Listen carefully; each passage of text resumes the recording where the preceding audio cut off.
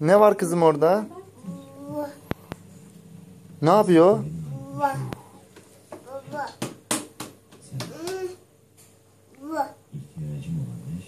O ne yapıyor kızım?